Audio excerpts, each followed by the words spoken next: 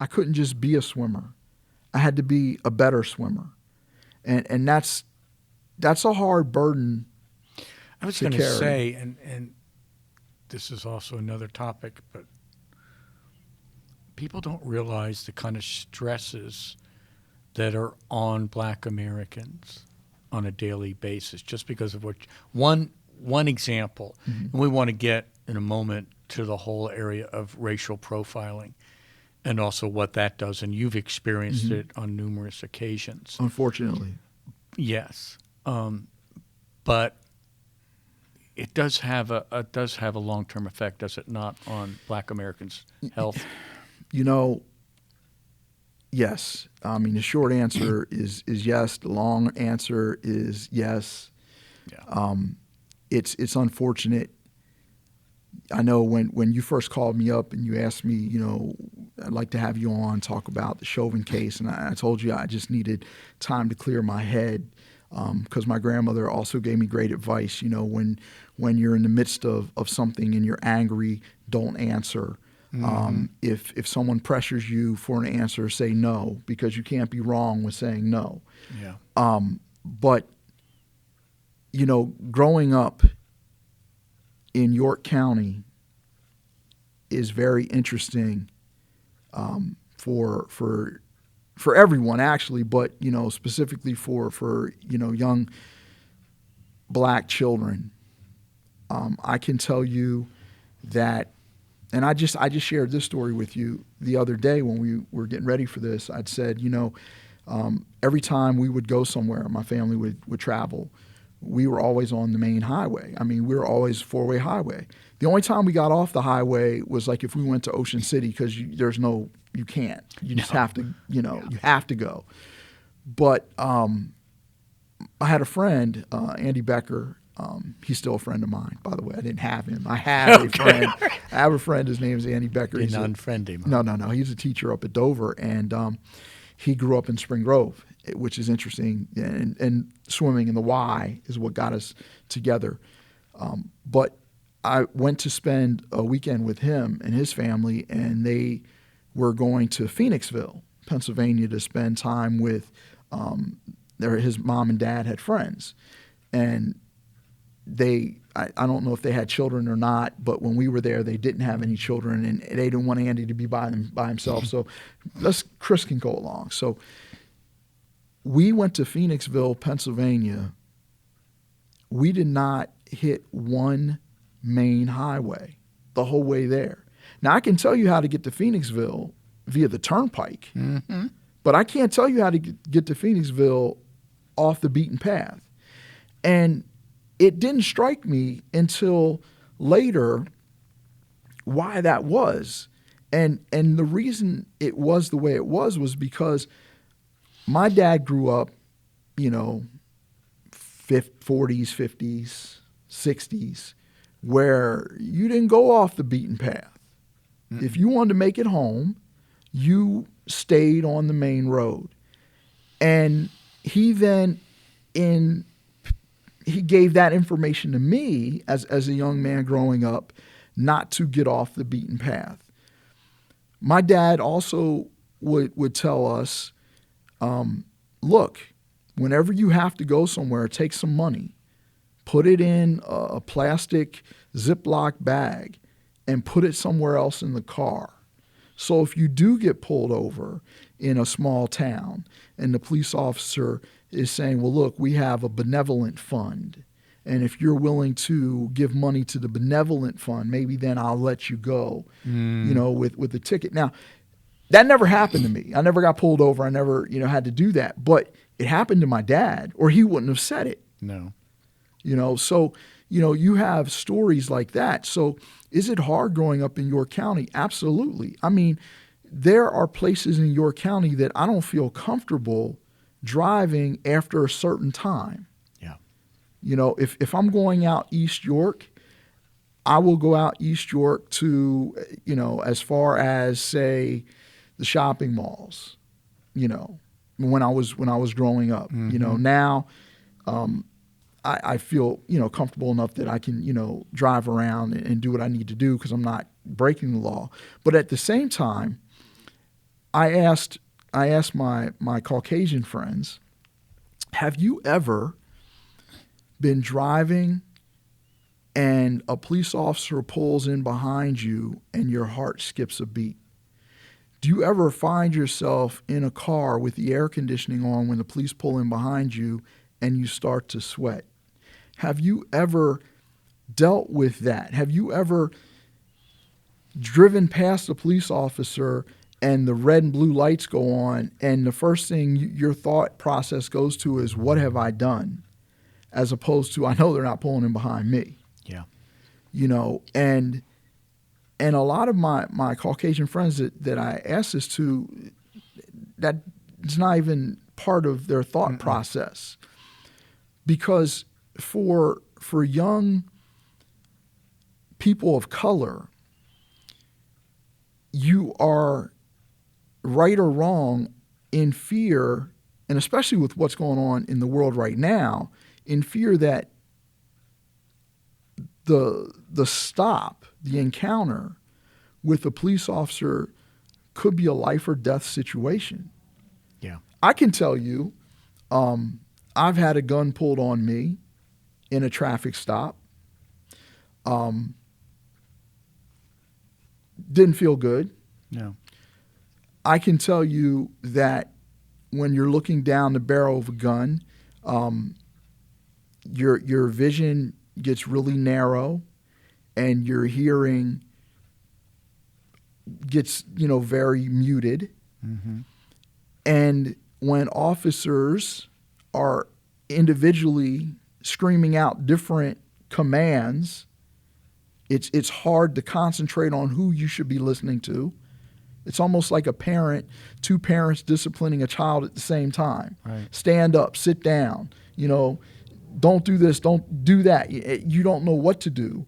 And you freeze in that moment, and you can only hope that you can make it through the encounter. I can tell you, having gone to law school, having dealt with, I worked in a legal clinic in D.C. for the youth. And we used to tell them all the time, look, the goal is to go home. To survive. The goal is not to be right in the street. You can be right and dead. It's better to go home than be dead right. Exactly. And then we can deal with the constitutional violation later. I tell my daughter, she's 12, I'm like, look, if this and we start early, if this happens to you. This is called the talk. Right. If this For those who wondering, what is the talk? Chris is about to explain it. The talk is, you tell your children to make sure they go home safely. Yeah. You start at an early age so that, and you repeat it consistently with your children so that when under pressure, they fall back into a reaction as opposed to freezing. So if a police officer says, give me your license and registration, I don't go through, well, why did you pull me over? I'm telling my daughter, don't go through that. Whether they pulled you over or not, at that point, it doesn't matter. Give him your license and registration. We can deal with the violation later. You don't know what that officer's been through that day.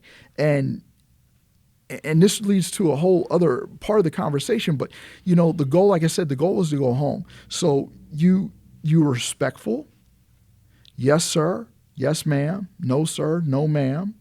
Here's my license. I got pulled over coming back from the gym up in Chevy Chase, Maryland. I was coming back from Rockville, and we lived in Northwest D.C. And I was driving my Corvette back through Chevy Chase, and the 4-H Center sits off the road, way off the road. And I know the police sit back there. And I was in my Corvette. I have a hat on backwards because I just came from the gym. In which they wondered why you'd even be in a Corvette. Right? Correct. And I'm driving the speed limit because I know they sit there. Now, I'm not going to sit here and tell you I always drove the speed limit. That, it doesn't happen. But then I was driving the speed limit, and a police officer pulls out. Now, there's no one else there because we'd stood up at the gym parking lot and talked for like an hour after the gym closed. So it was like 12:30, 1 o'clock in the morning. So I'm coming back into D.C. Police officer pulls out, lights me up. I pull over at the next location I can. Before he even gets out of his car, there are 3 other cops. A Chevy Chase police officer sitting there. Police officer walks up to the window, license and registration. I gave him license and registration. He then asked me, do you know why I pulled you over? Which, by the way, don't answer that question because that'll get you in trouble. Give him a license, registration, and just, ask me if you're free to go. If you're not free to go, by the way, this is not illegal advice. This is just commonsensical advice. If you're not free to go, you give them what they want. He comes back to the car and says, well, I pulled you over because you only have 1 license plate on your vehicle. Well, in Maryland, D.C., you have to have 2. But my car was in Pennsylvania, tagged in PA. So then he was like, well, why are you driving down here at, 1:30? So he's just like looking for something. Because when he ran my information, he didn't find any wants or warrants. So that was strike 1. And then, I told him, I said, well, the car's licensed in PA, registered in PA. You don't need a plate. He goes, well, I think you do. I said, okay, well, officer, I don't want to argue with you. I'll gladly take the ticket, And he said, well, why's your address? Why do you have a DC license, but you have a PA car? I said, well, because my parents bought the car for me as a graduation present for law school. Then the whole conversation changed. Oh, he didn't think you were a drug dealer? No, well, no. He said, oh, so you went to law school. That's a really nice car. And I just sat there and I said, well, you be safe, officer. And he let me go, no ticket, no anything like that. But I could have been right and pulled out of the car on the side of the road. Mm-hmm. Or you listen and remember the talk that your parents gave you about just be kind, be courteous, do what the officer says. Don't, and this is the sad part. We as people of color have to be psychologists and de-escalate situations that police officers should have been trained to de-escalate. Yes.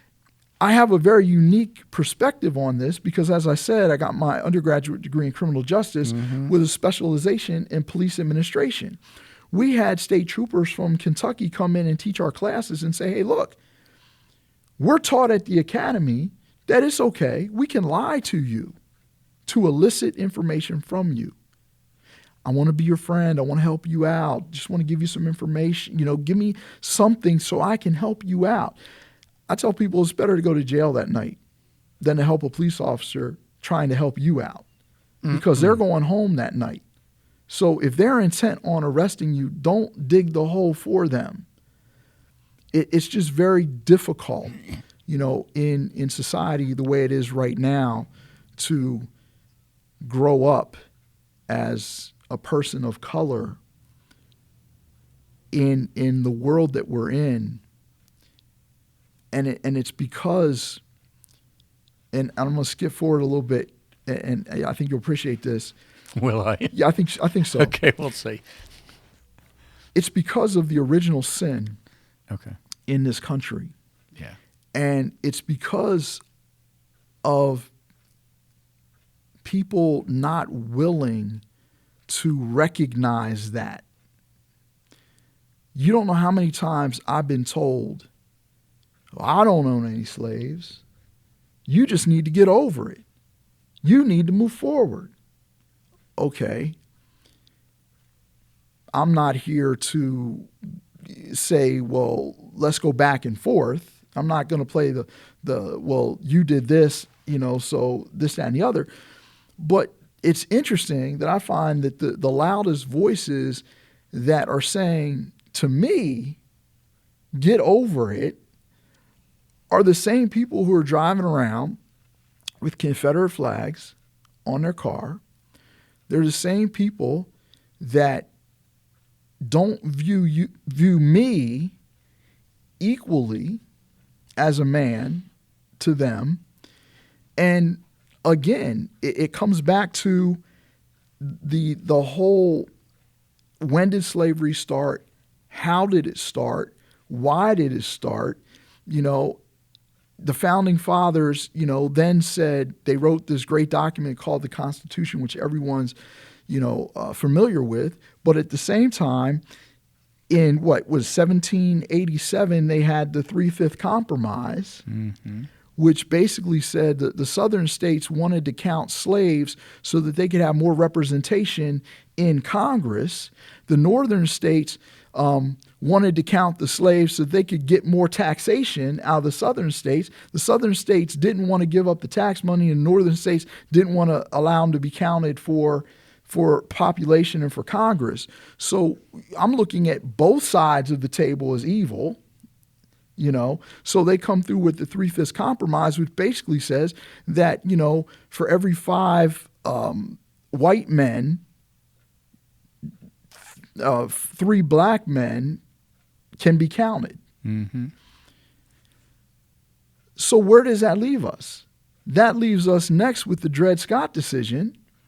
And if you're not familiar with Dred Scott, please go read about Dred Scott, because then what happens is the Supreme Court comes back and says, oh, by the way, people of color, black men at the time, because we're not even talking about women yet, No. but black men at the time, the Supreme Court held that in that case, the Dred Scott case, that black men, whether free or enslaved, were not considered equal under the Constitution. For the originalists. So where does that leave us? That leaves us with a generation of men, white landowners, who view people of color no better than they view their chattel, no better than they view their animals. And because of that, we have baked into the sauce that people of color are not people. And you have this process that's going on generation after generation. And then when you tell us, pull yourself up by your bootstraps, and we do that, and you tell us, well, we don't want you in our town, and we go build our own town and our own cities, and the jealousy and anger because we're doing well seeps out. Well, non-humans shouldn't do well. You come and you kill us, you destroy our banks, you destroy, the doctor's offices, you destroy, and I'm just saying this. You're referring to the Tulsa Massacre. The Tulsa Massacre and other. Of course, there was another one in Wilmington, North Carolina. In the other 1800s. massacres. They were all over the country at the time. And I say this for historical reference, not that, I'm angry because of. I'm angry because it's not taught. And because it's not taught, we can't change. Until we deal with all of the history, we can't change. Chris, let me ask you this, because I hear you exactly about the history. Susan and I have talked about this a lot, with her especially being in an education, and we both talked about things that we're learning about now. Like, I knew nothing about the Tulsa Massacre until last year. And I'm 69 years old, and I just learned about it. And we talked about how. My question is this. Would it be fair to say that my black brothers and sisters in our country know the history, those kind of things, more than the white? Are you, among yourselves, do you talk about these things because you've known it and it's passed on from generation to generation that you're aware of it? Certainly about lynchings. You're very aware of where the lynchings were and where they happened, not all of them, but some of the most famous ones, whereas they weren't taught in American schools in their history classes. I think to answer that question, let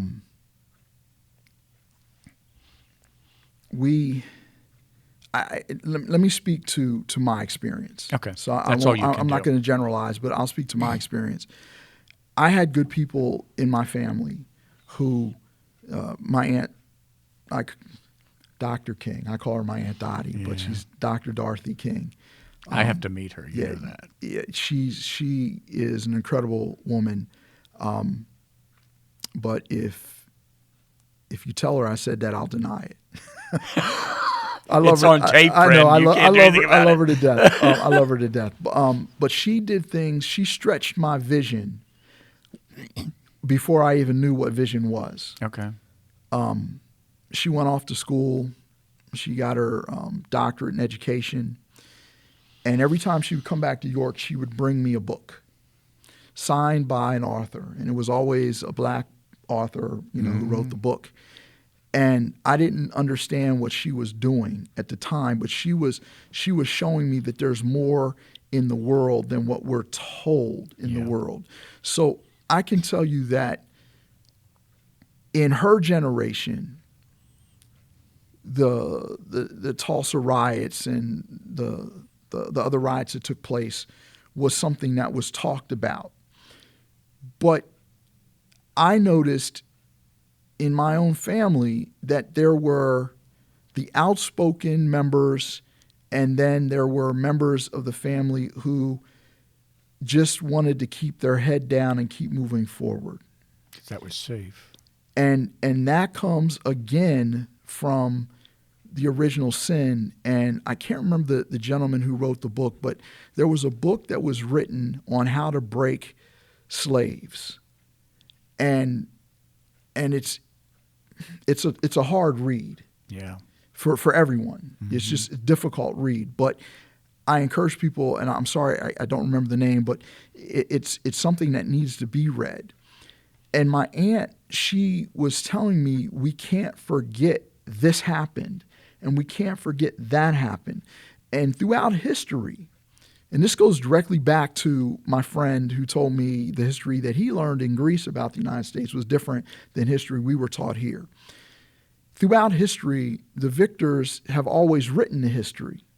Mm-hmm. So they want to, for lack of a better term, whitewash the history so that they don't have to deal with the pain of the history. Right. And that's why it's so hateful when people say, get over it. It's so painful when you have a subset of a population that talks about, well, all lives matter or blue lives matter. Now, the blue lives thing, that bothers me because that's a choice. You chose to be a police officer. You chose to take the oath. You chose to put yourself in harm's way. Is it unfortunate that someone does something to a police? Yes, I have friends who are police officers. I pray for them every night. But if it gets too hard, they can always do something else. Mm-hmm. As my grandmother, always said to me, Chris, you are black. You were born black. You are black, and you will die black. And people see you that way. Mm-hmm. No matter what else you do in life, you can't get rid of that. Mm-mm. I've said this on our Zoom calls. I can never walk into a room and just become part of the tapestry of the room. Right. I will always stand out. It's like if you have a bowl of sugar, you have a plate of sugar laying on the table, and you take a pepper shaker and you just shake some pepper on it. You could pick each one of the pepper pieces out, and they'll all be different, and you'll be able to see the difference, and you can get them out. You can't do that with the sugar because you're able to. My Caucasian brothers and sisters are able to walk into a room and just become part of the room. Yep. It's very difficult when you walk into a room and conversations stop. That's hard. When I was in college, my dad told me this. He said, Chris, your friends are going to disappoint you either out of ignorance or out of ignorance.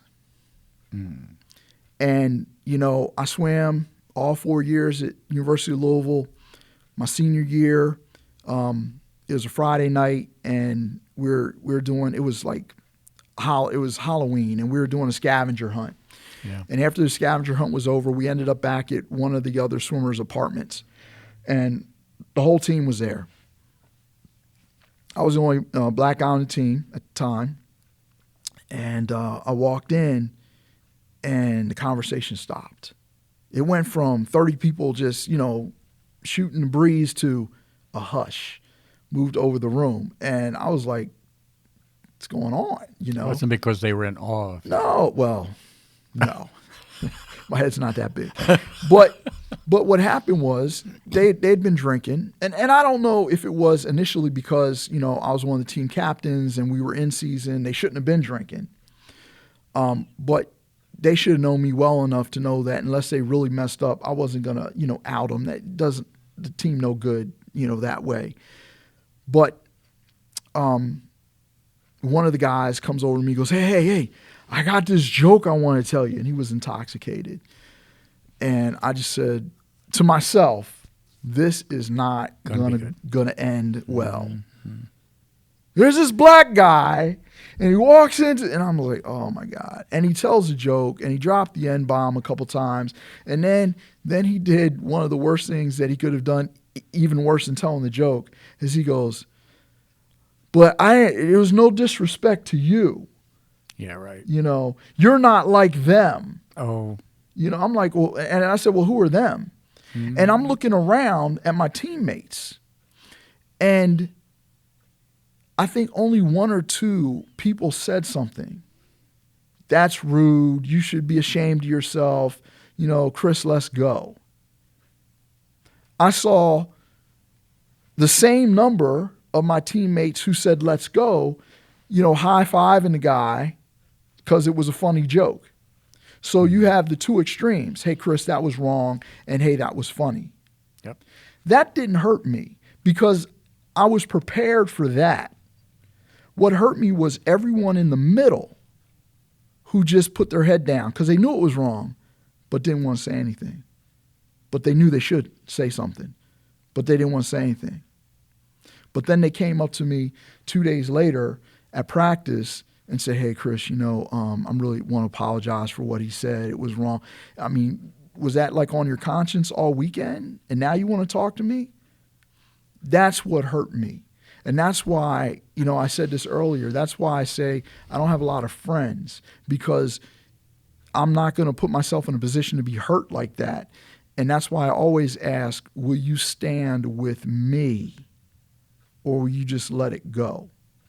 So when we talk about the Chauvin case and we talk about police misconduct, it's not the officers who are doing the misconduct that are the super bad officers. I mean, yeah, they're horrible officers, but that's baked in the cake for them. They were going to be that way regardless. Mm-hmm. It's the large percentage of officers who see it, know it's wrong, and say nothing about it. Yeah. That's where, we're not going to cross that blue line. Cross it. Get these people out. Or we're just going to continue to have this because, and I told you this too, it's my belief that police officers shouldn't just go to school for, 8, 12 weeks or whatever they do, to become police officers, mm-hmm. Or the academy. They need to take the model of, I can't remember what country it is, either Switzerland or Denmark or, Norway, one of those countries where their police force, they have to have a 4-year degree and then they're on probation for a very long period of time so that they learn how to de-escalate in police. Mm-hmm. One of the issues that we have, and I might not make any friends when I say this, but that's okay because it's my opinion. One of the problems that we have is that, one, when you look at the history of policing, it started with people being deputized to go find slaves that had run away. So you have that piece of it. But then even moving, if we put that to bed and we move forward mm-hmm. to, let's say, let's go to Vietnam. Let's move into that. Most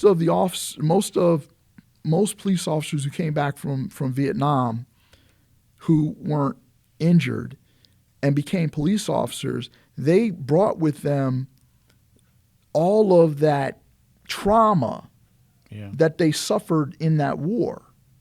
And if they then are now carrying a gun, they have learned how to view someone as less than human.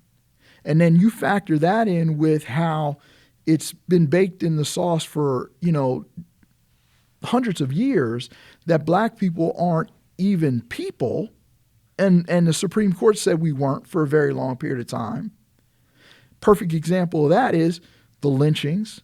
White people used to pack lunches and go watch a lynching. Mm-hmm. They used to pose with the dead bodies. In the South, they used black babies as bait for alligators. Horrible stuff. But when you don't view someone as a person, it's easy to do.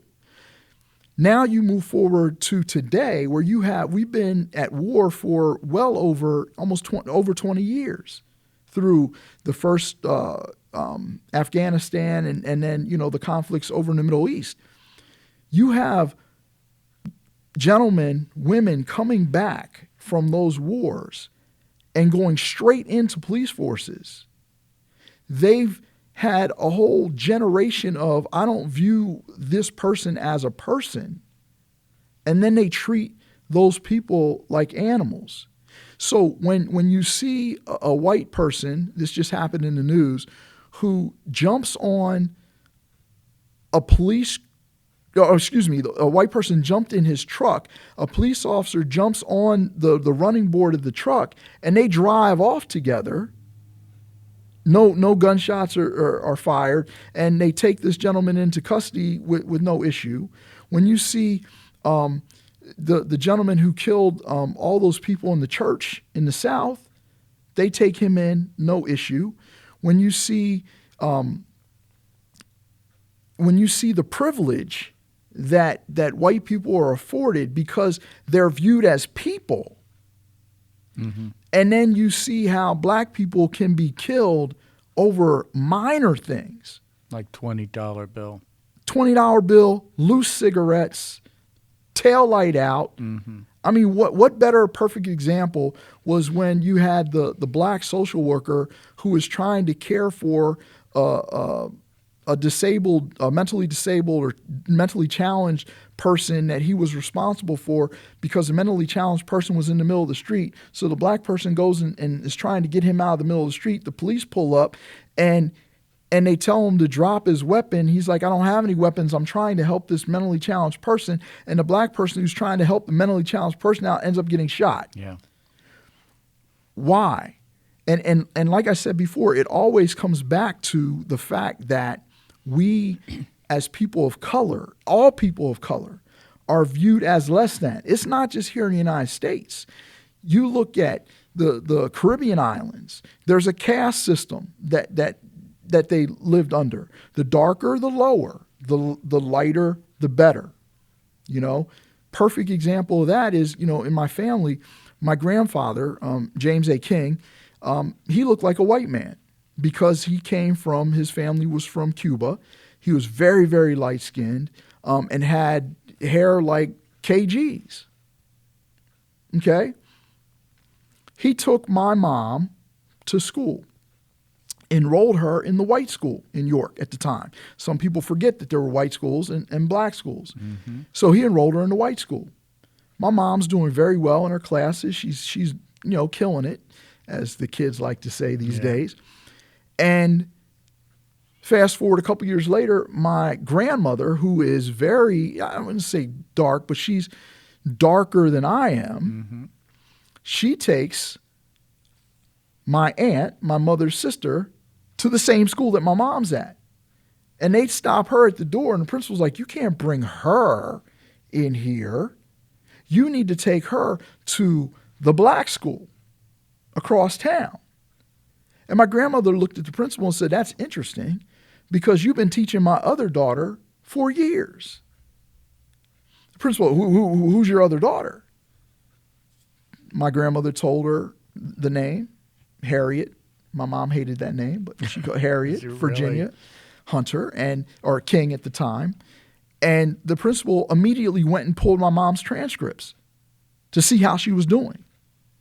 And then the principal had the nerve to tell my grandmother, well, we'll let this one in, but don't tell any of your friends about it, because we're not going to have more of those people in our school. It's baked in. Let me ask you this, because I think a lot of what's happening now, Chris, especially with racial profiling and the problems with bad cops, not our good cops, because we have a lot of good cops. Yes, we do. Lot. It's the bad guys. But on my wife and I have often talked, we have the same thing in education, where we have teachers who have no business being teachers, and some of them do awful things, even the way they treat their kids in the classroom. Not even abuse, just simply the way they treat them, period. Well, Black, white, or indifferent, but they can be bad teachers.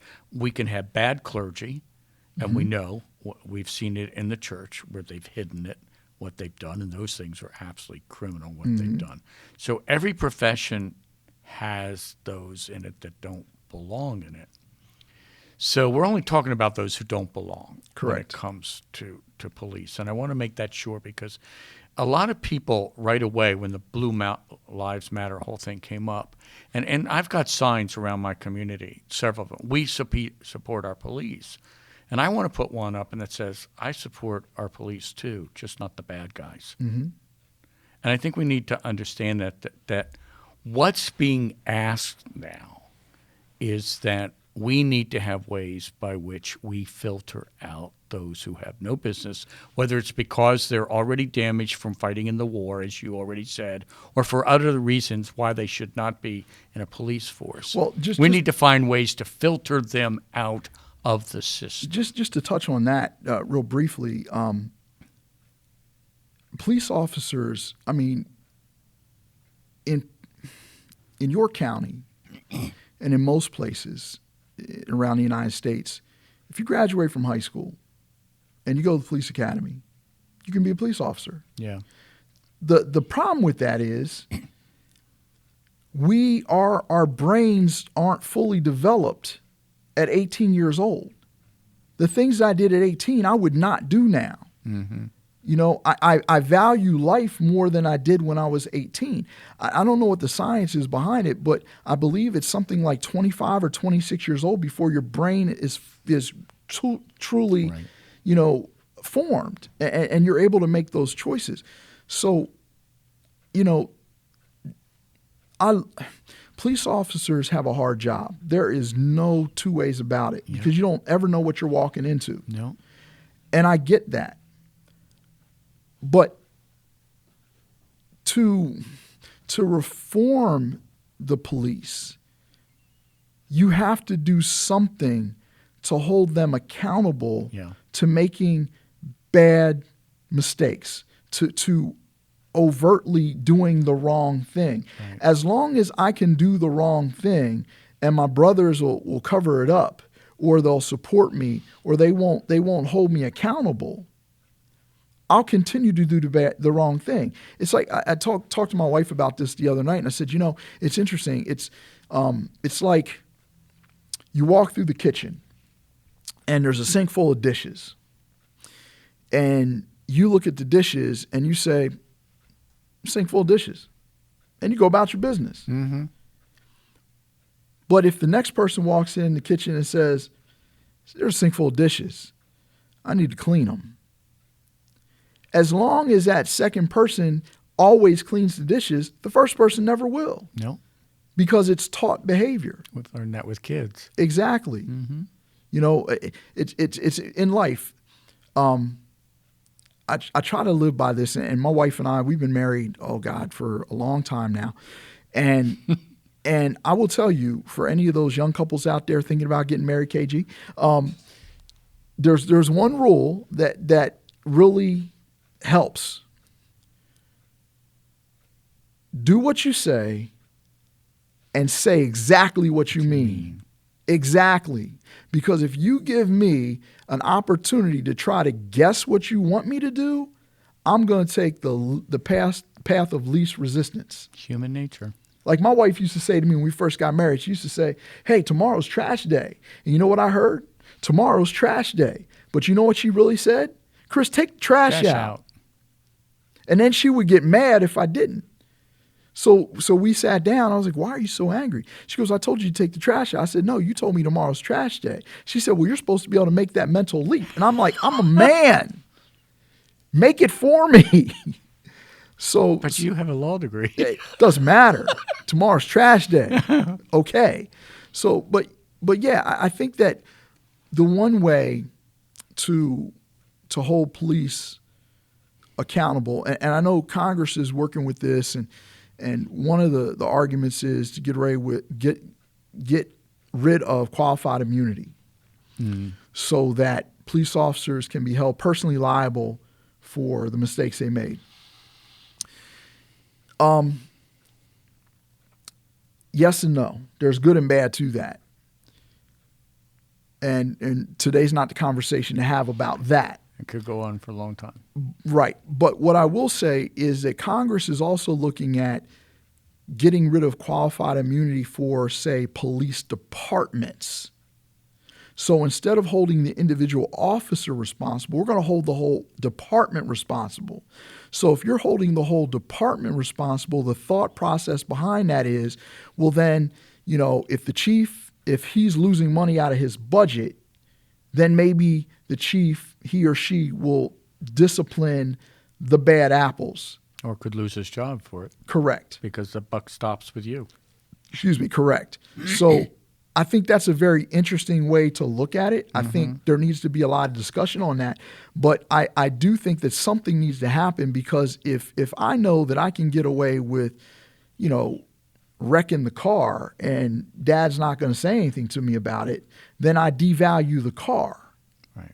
But if I know that, it's going to be a belt day, if I wreck the car, I'm going to have to pay the piper, so to speak, then I will value the car a little bit more.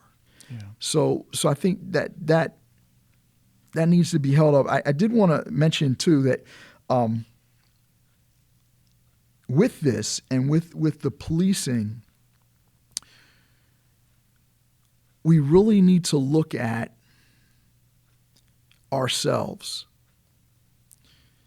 And like I said, when I was getting ready for this interview, I tried to make it as simple for myself as possible, break it down to its least or most common denominator. And for me, it just always comes back to, no matter what we're going to talk about, it always comes back to, do we value our brother and our sister? Mm-hmm. Do we see them as human? Because if the answer to that is no, it doesn't matter what we do. So when you ask me, what do you feel about the Chauvin case? I remember thinking, initially I was like, I am just so tired. And then I was like, well, I'm glad. But then the third response was, but it's not going to change anything. Yeah. And how many more people have been killed just since that trial had ended? Mm-hmm. How many more people have been treated as less than just since that trial ended? And some of it could be more backlash among those who don't like the results of the trial. Well, we don't call it backlash. We call it white lash. White lash, okay. White lash. I hear what you're saying.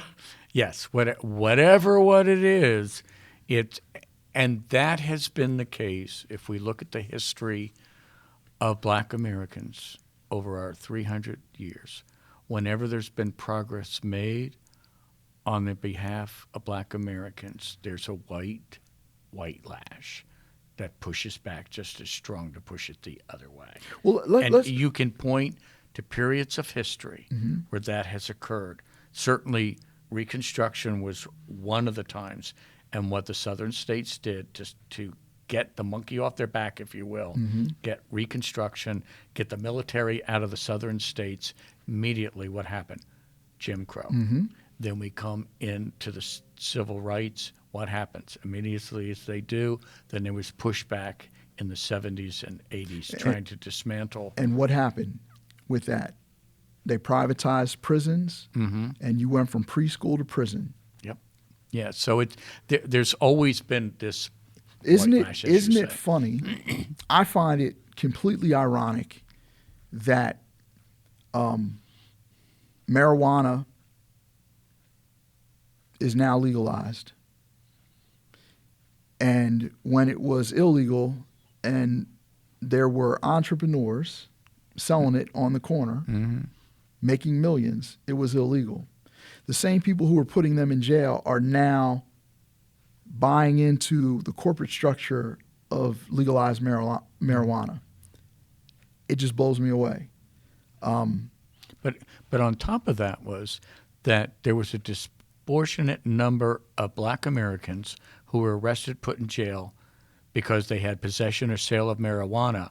But the truth of the matter is there are many, many, many more whites who used it illegally, sold it illegally, but did not get incarcerated and put in jail. Let me explain that to you. And this is again another piece to this entire puzzle. Black communities have been used disproportionately to fund government programs. Okay, and what I mean by that is black communities have been disproportionately used where the police have gone in and made arrests and fined people to generate revenue. They've been revenue centers for governments because the people in that community do not have the wherewithal, the knowledge, or the skill set to push back against it effectively. Perfect example, redlining. If you look at the red line map of York County and then you overlay the crime map on top of that, you will see that more people were fined and arrested inside the red line map than, say, in Windham Hills. Not to say that crime doesn't happen in Windham Hills. It's just no one sees the crime happen in Windham Hills. And why is that? It's because if it's not in front of me, it doesn't exist. So it's interesting how Nancy Reagan was against stem cell research until Ronald Reagan got Alzheimer's. And then she got on board with stem cells. It's interesting how Meghan McCain really didn't believe in maternity leave until she had a child. So if it's not on my radar, it doesn't exist. So if you take that and then you factor into that equation, who can push back against us? Well, if I go down West Princess Street, 600 block of West Princess Street, and I just raid the whole block, who's going to fight the civil rights claims? No one. Because they've got no money to fight those civil rights claims. Yeah. If I call into a tip office and say, if I'm a tipper, and I call into the police and say, hey, look, there's drug deals going down at this address on, let's say, West Princess Street. I'll use West Princess again. The 400 block of West Princess, or the 400 block of West King Street, or the projects out in East York. The police are more likely to get a warrant to effectuate that search than if I called and said, hey, as a tipper who's not leaving my personal information, hey, there's something going on up in Springdale or up in Windham Hills. I think something's going on. The police force out there is going to say, you better be damn sure you have everything lined up before we go kick that door down, because it'll be a hellstorm to pay if we're wrong. Because they've got the money to do it. Right. And that's the unfortunate piece. I want to just kind of wind this up. One of the things that we're going to be talking about at the Racial Justice Task Force next Thursday is an article that was written by a CNN analyst. It said that what he found most disturbing about Derek Chauvin and the trial was the picture that the prosecutors used over and over again of him there with his knee on George Floyd's neck and the look in his eyes. And the author said, it's the look in those eyes. And what he said was the look was one of indifference. That the biggest challenge in regard to black Americans, even people of color, and now our Asian brothers and sisters who are getting a tremendous backlash, white lash, if you will, and is not so much just the overt racism, but the indifference of another whole group of people that just simply turn their heads and say, well, it's not my problem. It doesn't affect me, so I'm not doing anything. Do you see that as a real challenge and a problem in what we're talking about? Yeah, I absolutely do. And I'm going to beat this drum to death because it just comes back to how people of color are viewed. Mm-hmm. And this just isn't an American issue. This is, it's a colonial issue. It's the indigenous people issue. You know, the white Europeans came to this country to colonize it. They pushed out the Indians. Yep.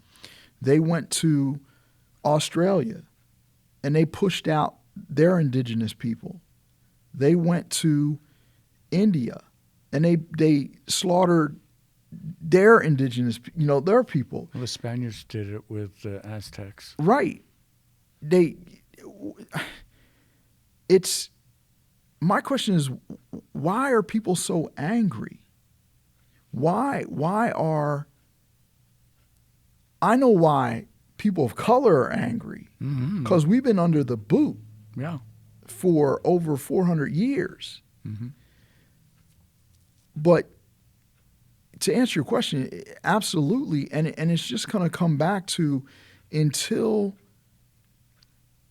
we are viewed, people of color are viewed as people, not even equal, just as people, it's not going to change. I mean, look what they did. Look what the United States government did in the Tuskegee experiments.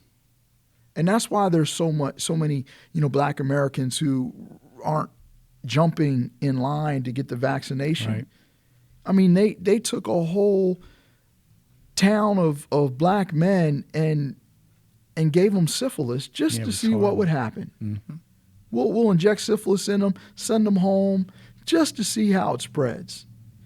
Look what they did with the Asian Americans during, World War II, where they put them in camps. Mm-hmm. Well, we put them in camps for their safety. Or they put them in camps for their safety. Really? Or did you do it because you wanted their land? There were communities that were decimated. They lost homes. They lost businesses. They lost their ability to make money because the American government put these people in camps. And yet, at the same time, after World War II was over, the United States allowed Nazi officers to immigrate to the United States to live out their golden years, unbothered. Yeah. I'm going to ask you even a tougher question because we're going to be having people from First Presbyterian watching this. It may not only just be on the podcast, but eventually for conversation. The Racial Justice Task Force has maybe 20, 25 people on it, come and go as they choose to attend, so we don't have the same people we started with that will even be there next Thursday. They come and they go for whatever reason. There's different reasons why. But when you consider we're a congregation of over 500 members, close to 600, and that's 25. And some of those people aren't even members of First Presbyterian. They come to it just because they're interested in it. That doesn't necessarily spell indifference. However, there might be those within our family of faith that believe that, well, we merged with faith in 1965. We did it. Isn't that enough? And why are you talking this way now? Could that be perceived by those of you who are black brothers and sisters at first as indifference, as a way to explain away why they might not want to deal with the uncomfortable issues that you and I only touched on today, Chris? I mean, this is only a little bit of the conversation. I think it's analogous to a child getting caught doing something that they shouldn't do. And you ask them, did you do it? And they are wanting to change the subject. They don't want to deal with the bad parts. Mm-hmm. When I look at our church, I've never felt in this building like I didn't belong in the building. Okay. I never got that feeling. But I've gotten the feeling that if we could just not talk about the hard topic, it would be better for me, not me personally, but for the person who's saying it. Mm-hmm. Let's just do the best we can moving forward. Let's not talk about the bad pieces to the puzzle. Don't rock the boat. Correct. But I had a mentor one time tell me that when you're making big decisions, or when you're trying to change the direction that something is going in, think of it as an aircraft carrier that's going to the right across the ocean. It's making a hard right turn. And the more right that it goes, the farther off center it goes. And in order to get it back on center, you can't just turn back to the left because it'll just straighten out. You're still not where you need to be. You have to overcorrect to get back on course. And I feel like our congregation, and I could be wrong, it's just my interpretation, but I feel like the congregation they've made the correction, but they've put us on a new course that doesn't take into account where we need to be. Okay. And in order to get back to where we need to be, so we're not just a church in the city, as Allison said, we're a church for the city, as she eloquently put it. We need to overcorrect. We need to deal with the issues that haven't been dealt with. Right. I mean, when I did the piece for the merger anniversary, there were so many letters that from both sides, from faith, where faith people were saying, I don't want to go there necessarily because I don't feel like I'll be welcomed. Mm-hmm. And that's one conversation. But at the same time, they were saying, I don't know if I'll be welcomed. There were members of First Presbyterian Church who were saying, we don't want them here because they've never done, as a people, black people have never done anything of any value to the human race. So why are we allowing them to come in this building? And if you let them in the building, I'm going to take my money and join another church. So that just validated why the people of faith said, I don't necessarily want to come. Well, they had experienced that for all their lives. So exactly. Why would that white church be any different? So to answer your question, I think that we're on a new path, but we're on the wrong side of the path that we should be on. Haven't steered strong enough, We enough. we need to come back to the center so that we can move forward. Right now, we're heading towards nothing. Okay. It's been said for many years, we're a suburban church that's in the city. That's why I so much liked when Allison said we're a church that's in the city for the city. Right. That's a huge change in philosophy. And there have been members who've left our church Oh, yeah. because they don't want to deal with that uncomfortable conversation. No. But I can tell you, if we deal with the uncomfortable conversation, we'll bring more people into the church because we won't just be on Market and Queen, this big, intimidating building. It'll be an open, loving house that is just inviting more people in. We basically have to be comfortable, if you will, with being uncomfortable. Correct.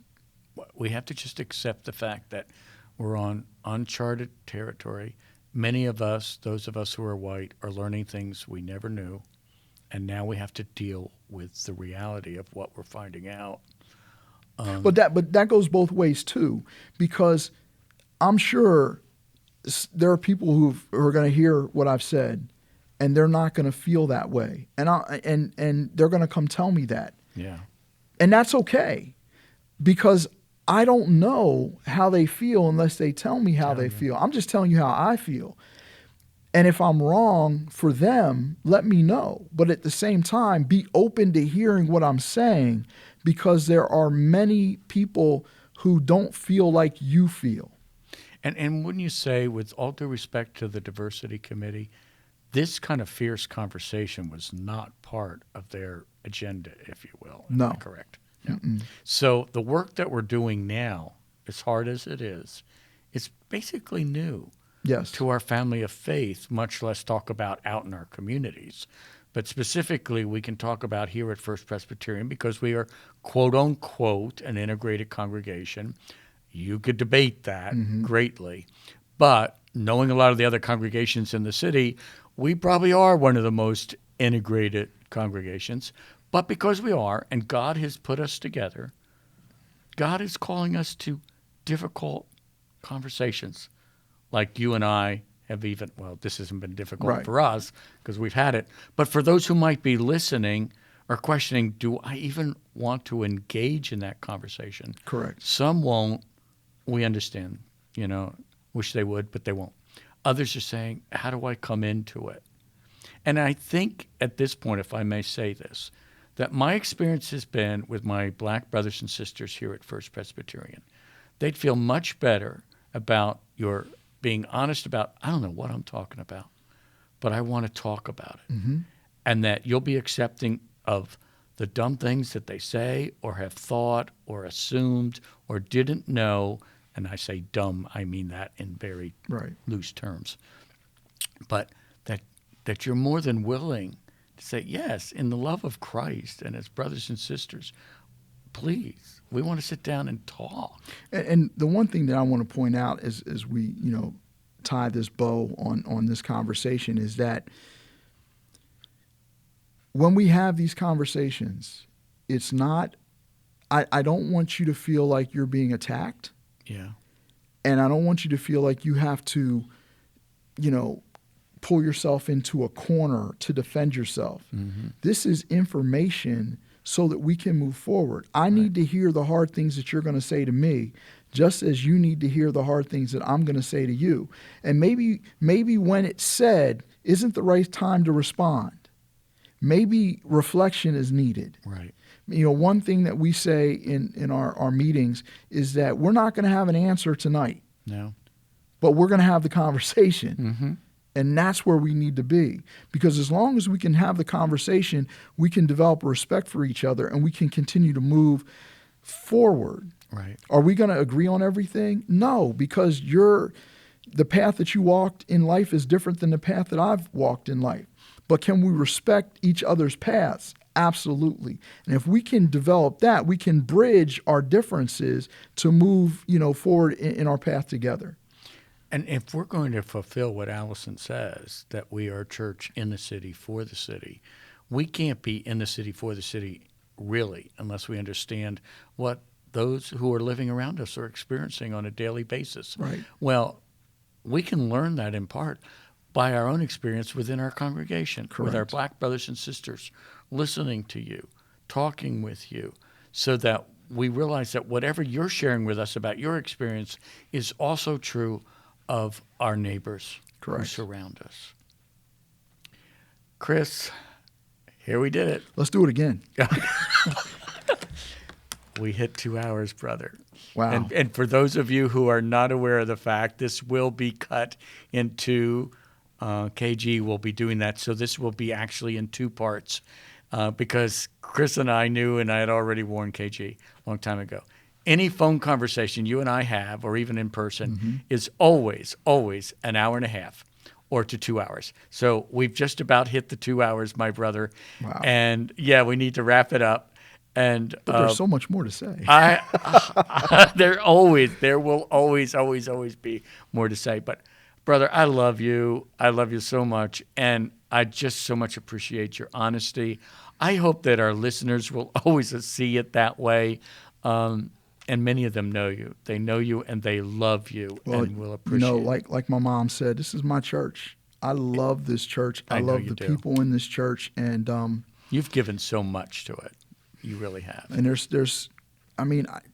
I want us to grow. Yeah. And so we can be a faithful witness for Jesus Christ, but also servants of him to our community, which is our ultimate goal. I appreciate you, Guy. Thank you so much. Thank you. Thanks for being my friend. I appreciate that. that. I consider that a great compliment. I appreciate you. Right. And we are so glad to have had you with us until we meet again. Wishing you grace and peace in our Lord Jesus Christ. When